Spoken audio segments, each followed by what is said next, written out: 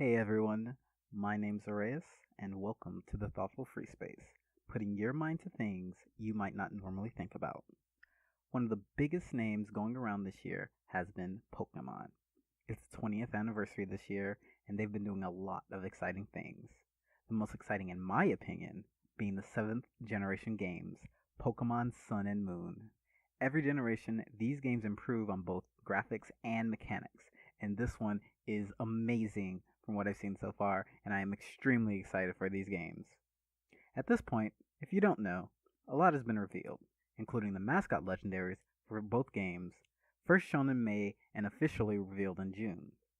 Solgaleo, or Solgaleo, being Psychic and Steel type, and Lunala, Psychic and Ghost type. The typings for these two were generally surprising, seeing as the Pokemon that eats the sun wasn't a fire type, and the one representing the moon, the thing for bringing darkness when it's night, is extremely weak to the dark type. Today, though, we aren't looking on why they should be a certain type, and instead focus on why their primary typing is psychic. If you somehow don't know, Pokemon is a franchise with basically everything, where the goal is to capture monsters to train, battle, and take care of in your quest to become a Pokemon master.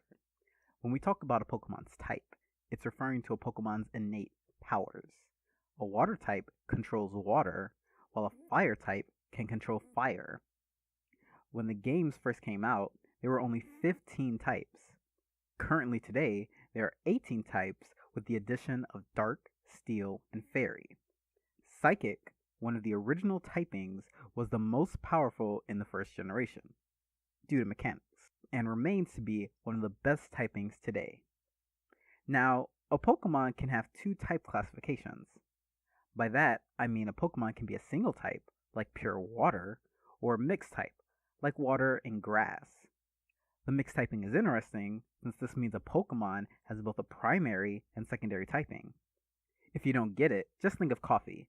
The purists take it black, while others want cream and sugar. This means when it comes to psychic type Pokemon, they can be pure psychics plus something else, the primary mixed type, or something plus psychic, the secondary mixed type. One of the newest fan theories that's been showing up recently is the appearance of a cosmic type. I don't believe this is possible though, since it already exists. Many Pokemon do have space-related themes, but the ones that take the cake are the psychic types. There have been psychic Pokemon introduced every generation, and when it comes to both legendary and mythical Pokemon, there have been at least one psychic type for every single generation. As of the 6th generation, there are 75 total psychic types. There's no question with the psychic type being so strong. Even if you know nothing of Pokemon, you see it in different media, showing off how strong psychic power is. Given this fact, it makes sense legendary Pokemon should have a typing like that. But what does the psychic type have to do with outer space? Well, let's start off looking at the games with our main friends, the Pokemon. There's so many of these things, and they're all pretty awesome. There have been psychic types introduced in every generation, and out of those introduced, some of them have connections to outer space. Starting from the first generation and ending with the 7th, we have Starmie from the first generation, Lunatone, Solrock, Jirachi, and Deoxys from the 3rd generation, Cresselia from the 4th, the Gothita line and Elgium lines from the 5th, and Solgaleo and Lunala from the 7th generation, a total of 11 Pokemon. While introduced in the first generation, Starmie's connection with space doesn't appear in the main games, but does appear in Pokemon Stadium, where it reads, "When away from human eyes, its core is said to glow mysteriously in 7 colors. This Pokemon may have come from outer space." This appears again in the 2nd generation of games, where its Pokedex entry from Crystal states, "It is said that it uses the 7-colored core of its body to send electric waves into outer space." This is repeated in some shape or form for every generation of games.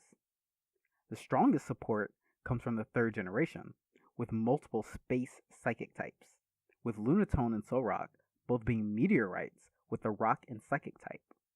Jirachi a shooting star-based Pokemon that looks like a fairy based on the Tanabata or Star Festival that grants wishes, being Steel Psychic, and Deoxys, the DNA Pokemon that literally came to the Pokemon world on a meteor, a pure Psychic type. This is going to be important. With the 5th generation, we get the Gothita line, pure Psychic Pokemon that use their power to tell the future based on the constellations, and the Elgium line, which are literal UFO space aliens. If I can't convince you now, I don't know what to say. So far, we see a fair amount of Psychic types having connections to space. But is there anything else? Anything to help make this connection? The answer is yes. Why else would I ask you? Next, let's talk about locations for specialized Psychic trainers, the gym leaders, as well as Caitlin from the Unova Pokemon League. Something to take note of is that when going to fight these leaders, the cities they reside in have either great technological advances or have something to do with space. Starting from the 1st generation, we have Sabrina, the original Psychic-type gym leader residing in Saffron City, home to the Sylph Corporation. This company is known for its technological and biological research. I mean, come on, they're the ones who created the Master Ball, the ultimate Pokeball that cannot fail, plus a variety of other Pokemart items. When getting taken over, a fair amount of trainers are also scientists, deciding to work for Team Rocket. In the 3rd generation, we have a majority of support again. The twin Psychic gym leaders, Tate and Lisa, who give you the Mind Badge, reside in Moss Deep City. Moss Deep is also home to the Space Center, where they test and launch actual rockets, is known for its meteor showers, and even has a special meteor in the city. You also have locations in the 3rd generation of games, like Meteor Falls, home to Pokemon like Solrock, Lunatone, and Clefairy.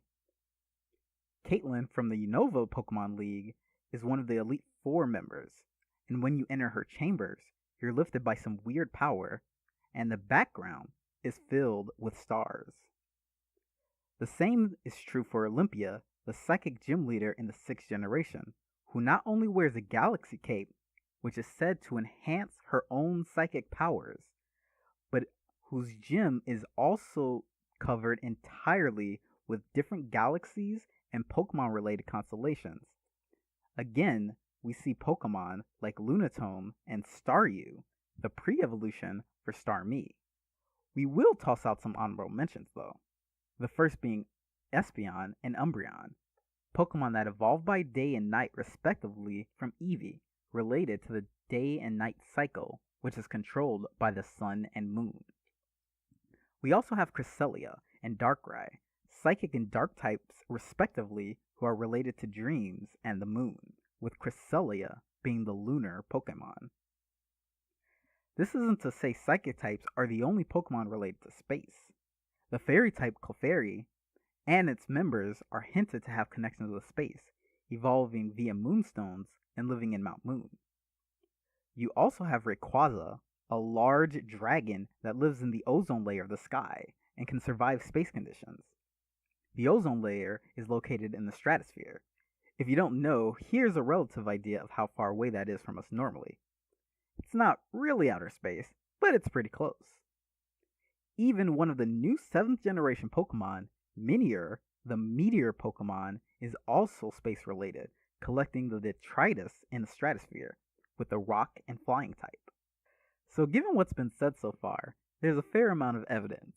We've gone through different kinds of Pokemon, with connections to space, as well as how leaders who use psychic types have space-related themes or technologies in their cities or gyms. It seems like we're all done. But just making connections doesn't really explain why they have those connections, or what the psychic type actually is. Well, hang on, because we're delving even deeper into the mind of psychic type Pokemon. If we examine the properties of psychic types, they're strong against fighting and poison, while weak to bug, dart, and ghost. Steel and psychic resist it, while psychic is resistant to itself and fighting. Something interesting to note is that for psychic type Pokemon, none of their Pokedex entries really explain what or where their power comes from. You get things like slowpokes becoming intelligent after a bite on a head, or boys instantly turning into cadabras. Pokedex entries are really weird sometimes. Anyway, we can also see a few trends among the descriptions. Things like emotions, dreams, telepathy, the brain, intelligence, and the mind. If you look at contests, many psychic moves come with a cleverness rating, something marked by intellect. Some Pokemon descriptions talk about highly or overdeveloped brain power as well. Most, if not all, of these psychic types have enhanced brains in order to fuel their extreme powers. This makes sense, seeing as these types of Pokemon can read emotions or your minds, can communicate with either gestures, pseudo-language, or actual telepathy, and trainers who use these Pokemon or try to control them are supposed to have high willpower or have psychic powers of their own. Interestingly enough, the late Guardian trio of the 4th generation are all psychic types and are literally the beings of intelligence, emotions, and willpower. The popular common theory is that psychics are weak to the things they are weak against because they represent innate human fears. Insects with bugs, darkness, and ghosts. Things we try to stay away from, but are also fascinated by. We also have to remember, though, that dark is not literal darkness, and in Japan, the dark type is known as the evil type. These Pokemon are immune to psychic abilities, and every villainous team uses some type of dark Pokemon. You aren't going to a monster who is innately evil from doing what it wants. If we think about this in terms of fighting, someone with psychic abilities would try and predict an opponent's move in order to deal damage, but someone who is dark and uses underhanded tactics would be unaffected, because these are out of the ordinary surprise tactics that can't be predicted. They would also be aware of the same mind games the opponent uses and use their own. This leads us to the psychic type being a type focused on the mind and intelligence and gaining extraordinary powers from it. Sometimes these powers are unexplained, and this is where the relationship with space comes in. Outer space is huge. No one can really wrap their brain on how big it is, and it is something we study every day. Since we as humans don't know what's out there, but strive to continue learning about it. The connections of intelligence and space for the psychic type fit these Pokemon who either have these origins or gained them through brain power. Not only that, but many alien theories are thought to be connected with ancient history, and you see this in Pokemon as well. Lots of Pokemon that have to do with ancient Pokemon lore are psychic types. If we include the Pokemon from Sun and Moon, this brings our total to 21 out of 80 Pokemon, a full quarter of the psychic type. Applying this to Solgaleo and Lunala, they are both emissaries to their specific celestial bodies, and they also have different phases where they have some sort of increased strength, the radiant sun phase and the full moon phase. Of course, besides that, we don't know much else at this time. Given their descriptions and design, though, the psychic type is pretty accurate, not only due to the relationships with space, but their descriptions and secondary typing point towards alchemy, the early markings of science. It's something I decided not to discuss, since it's already been covered before. And there you have it. That is the psychic type in all its glory. There's actually a bit more that can be talked about, but in order to answer that, we have to head over to Alola in the next video. Hopefully you all enjoyed it and learned something new, or at least think about it in a different way. If you liked it, show your love with a thumb. And subscribe if you want more. The next stop is the adorable pancake Pokemon. See you guys later, and stay awesome.